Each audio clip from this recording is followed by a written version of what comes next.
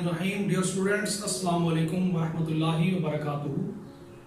आज second year का हमारा टॉपिक है 12.5 12.5 इलेक्ट्रिक फ्लक्स। इस टॉपिक को शुरू करने से पहले मैं आपको एक बड़ी ही अहम मालूमात देना चाहता हूँ। वो ये है कि जो मैंने प्रीवियस लेक्चर सेकेंड ईयर का आपको डिलीवर किया है उसमें मैंने टॉपिक से रिलेटेड जो एग्जाम्पल है उनकी पिक्चर भी शो की है, ताकि आपको समझने में आसानी हो जाए कि इसकी डेली लाइफ में यूज क्या है, वर्किंग क्या है किसी चीज की और इसके प्रिंसिपल्स क्या है। उसको मैं साथ साथ शो करता जाऊंगा स्क्रीन के ऊपर, ताकि आपको डेली लाइफ में एग्जाम्पल समझने और सोचने में मुश्किल पेश ना आए।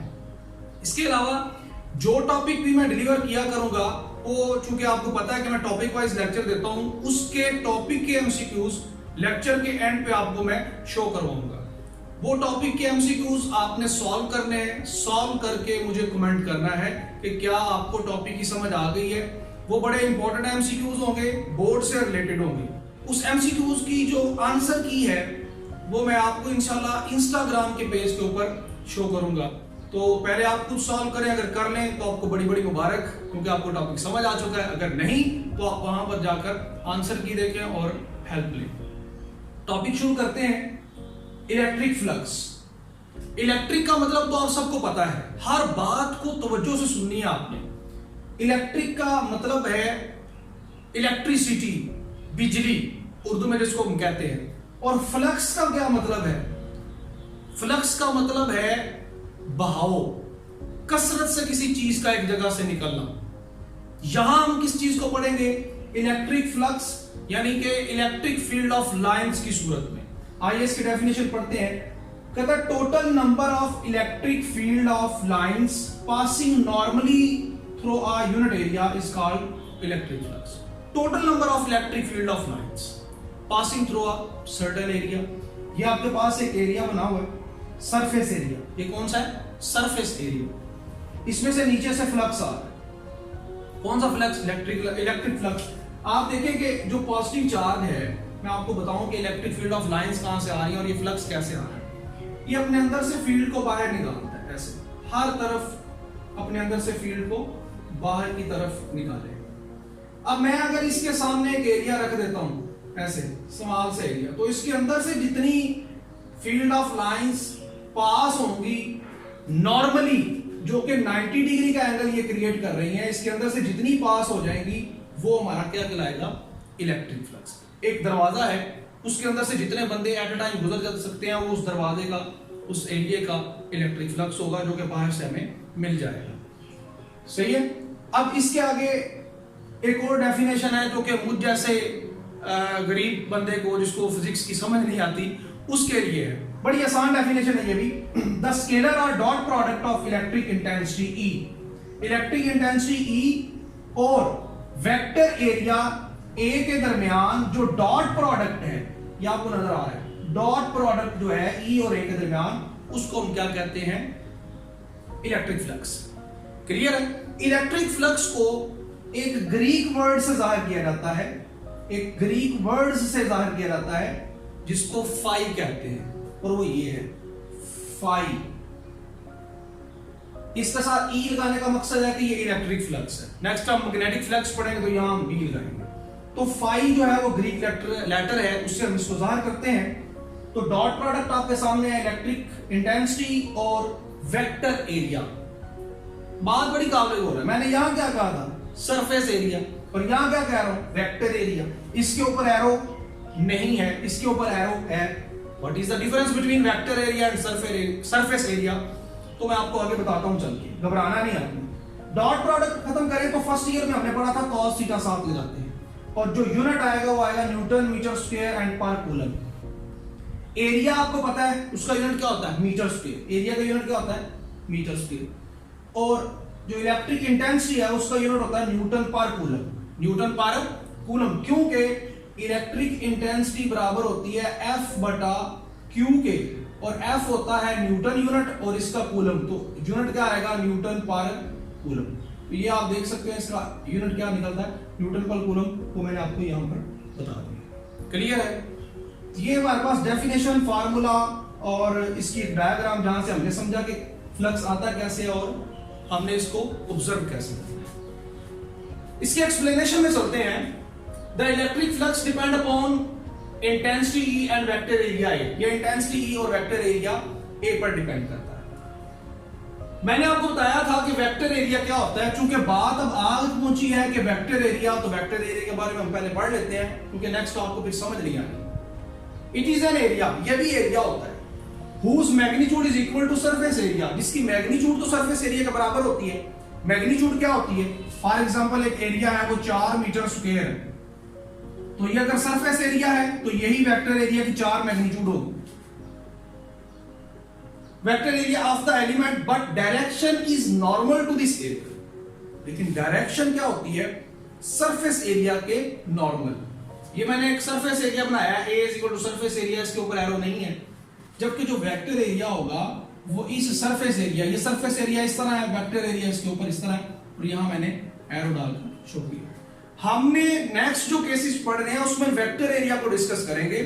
आपने ये बात अपने जहन में बिठा लेनी है कि वेक्टर एरिया सरफेस एरिया के परपेंडिकुलर होगा, और आपने जो एंगल चेक करना है वो वेक्टर एरिया का चेक करना है, सरफेस एरिया का चेक नहीं करना। आइए पढ़ते हैं केस 1। केस 1 के when area is held perpendicular to the field of lines.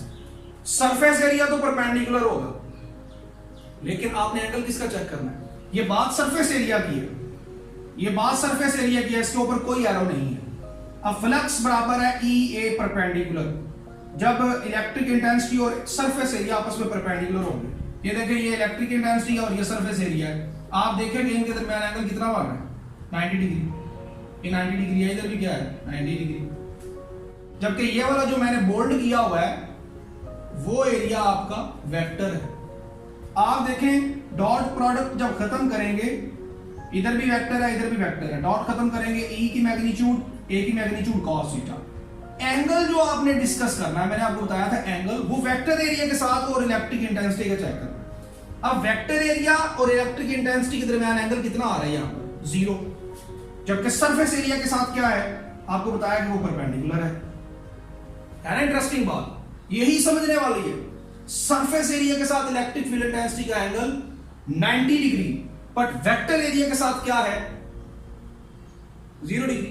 अब 0 डिग्री जब पुट करेंगे तो आपके पास मैक्सिमम फ्लक्स आएगा। क्या आएगा? मैक्सिमम फ्लक्स, कि ज्यादा से ज्यादा फील्ड ऑफ लाइन इससे पास करेगी। जैसे फॉर एग्जांपल ये मेरा हाथ है, ठीक है, और ये फील्ड ऑफ लाइन है। हाथ और फील्ड ऑफ लाइन के दरमियान एंगल क्या है? 90 डिग्री। ये ज्यादा से ज्यादा इसके अंदर से पास करते हैं, ज्यादा से ज्यादा इसके अंदर से गुजरते हैं, ठीक है।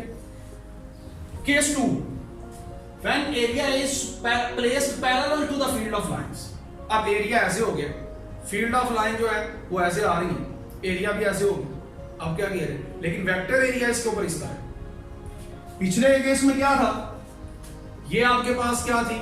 सरफेस, और ये क्या थी? Field of lines. अब वेक्टर एरिया इधर था। जब आपके पास ये फील्ड ऑफ लाइन इसमें से पास करती हैं, सरफेस एरिया के साथ एंगल हो जाता है 90 डिग्री, लेकिन जब पास करके इधर से गुजरती हैं तो यहां वेक्टर एरिया के साथ क्या होता है? एंगल 0। और जब आप यहां पर पहुंचते हैं तो सरफेस एरिया ऐसे हो जाता है। अब फील्ड ऑफ लाइंस आ रही हैं, ये सरफेस एरिया, ये फील्ड ऑफ लाइंस, इनके दरमियान एंगल क्या हो गया? बताएं, इनके दरमियान एंगल क्या है? ये पैरेलल रखना है, वो ये भी और ये भी। यहां अब एंगल 0 हो गया इन दोनों के दरमियान, ठीक है। लेकिन वेक्टर एरिया के साथ इसका एंगल क्या हो गया? 90 डिग्री इस फील्ड ऑफ लाइंस का। तो यहां जो आपके पास आएगा पैरेलल के केस में, आप देखिए कोई भी पास नहीं करेंगे इसके अंदर से, ई डॉट ए डॉट खत्म करेंगे, cos थीटा, एंगल क्या आएगा? 90 डिग्री, क्योंकि आपको पता है वेक्टर एरिया आपके पास इस तरह है, यहां आपके पास फील्ड गुजरेंगे तो एंगल 90 डिग्री होगा। cos 90 डिग्री 0, आपके पास मिनिमम फ्लक्स आएगा, फ्लक्स नहीं होगा।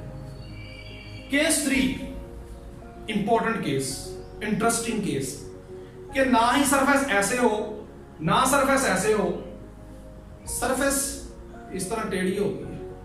अब सरफेस इस तरह टेढ़ी होगी, उसका हल क्या है? उसके लिए उसने कहा है कि हम इसका प्रोजेक्शन लेते हैं। जब इस सरफेस का प्रोजेक्शन, जैसे ये बोर्ड मार्कर है, इसका प्रोजेक्शन बिल्कुल ऐसे सीधा ही नीचे आएगा, ऐसे ट्रायंगल बने, तो आपको नजर आ रहा है जब सरफेस थोड़ी सी ऊपर होती है तो उसका नीचे प्रोजेक्शन बन जाता है, और प्रोजेक्शन के नीचे से क्या होता है, प्रोजेक्शन के नीचे से फील्ड एंटर होती है और यहां से बाहर निकल जाती है। अब आप देखें, when A is inclined at an angle of theta with the field of lines, we will take a projection of area। हम एरिया का प्रोजेक्शन लेंगे which is perpendicular to the field of lines, जो field of lines के क्या होगा, perpendicular होगा। अब surface area field of line का क्या हो गया, परपेंडिकुलर, तो वेक्टर एरिया के साथ एंगल क्या बनेगा, जीरो। तो जीरो के केस में आपके पास फिर मैक्सिमम रिजल्ट आएगा जैसा कि ये है। तो आप ये भी देखें कि theta is angle between field of lines and normal. Angle जो है वो फील्ड ऑफ लाइन और नॉर्मल, नॉर्मल का मतलब क्या है, वेक्टर एरिया। तो वेक्टर एरिया के साथ आपके पास मैक्सिमम रिजल्ट आएगा in case of inclined plane, जो आपके पास थोड़ा सा प्रोजेक्शन बन चुका है उसका। Is it clear? अब इसके एमसीक्यूज मैं नेक्स्ट आपको शो करवाने जा रहा हूं, वो गौर से देखें, उसके आंसर ढूंढें, नहीं मिलते कमेंट करें या फिर हमारा जो इंस्टाग्राम के ऊपर है उसको विजिट करें। चैनल को सब्सक्राइब जरूर करें। मेरी फुल कोशिश होगी कि मैं आपको कंसेप्चुअल पढ़ाऊं। आप जितना मैं व्हाइट बोर्ड पर लिख देता हूं मेरे बच्चों, इतना भी पेपर में लिखते हैं ना, 90% आपके मार्क्स हैं। और बाकी 10% जो है वो थ्योरी को किताब के ऊपर से अच्छे तरीके से पढ़े, साइडों पर जो बुक के ऊपर हिंट दिए होते हैं उसको लाजमी पढ़ें, एमसीक्यूज को स्टडी करें। अल्लाह ताला आपको हामी नासर नेक्स्ट लेक्चर के साथ हाजिर होंगे। इजाजत दीजिए, फी अमानिल्लाह।